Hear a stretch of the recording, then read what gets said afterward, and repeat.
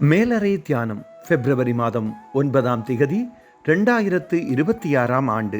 எழுதியிருப்பவர் Milton Hetton Castellian, Valle del Cauca, Colombia. தலைப்பு உறுதியாயிருத்தல். வாசிக்க வேண்டிய வேத பகுதி 121ஆம் சங்கீதம் 1ஆம் வசனம் தொடங்கி 8ஆம் வசனம் வரை. இன்றைய நாளுக்குரிய தியான வசனம் 5ஆம் சங்கீதம் 12ஆம் வசனம்.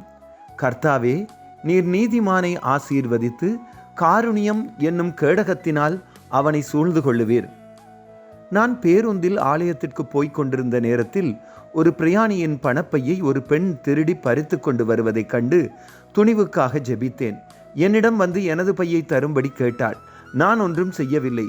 துணிவுடன் அவளை பார்த்தேன். எனது முகத்தை பார்த்து திடுக்குற்று இறங்கி ஓடிவிட்டாள். முன்பக்கம் பார்த்தேன். சாரதியை ஒருவன் திருடியின் சகாவா இருக்கலாம். சாரதியை அடிப்பதைக் கண்டு திரும்பவும் துணிவை தரும்படி ஜெபித்தபடி அவனுடன் சிறிது நேரம் மல்லு கட்டிய பின் அவனை பிடித்து அடக்கி உரியவர்களிடம் ஒப்படைத்தேன். நான் ஆலயத்தை நோக்கி நடந்தேன். நடைபெற்ற சம்பவத்தை பார்த்தவர்கள் கைகளை தட்டி ஆரவாரம் செய்தனர். கடவுள் எனக்கு உதவி செய்திராவிட்டால் என்னால் ஒன்றும் செய்திருக்க முடியாது என்று அவர்களிடம் சொன்னேன். கடவுளே எனக்கு உதவி செய்தார்.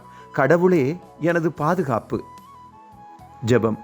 இரக்கமுள்ள கடவுளே, எமது பிரயாணங்களிலும் சகல காரியங்களிலும் நீங்கள் எம்மை பாதுகாக்கிறீர்கள் என்று நம்பிக்கையுடன் சங்கீதக்காரனின் வார்த்தைகளை பிடித்துக் கொள்ளுகின்றோம்.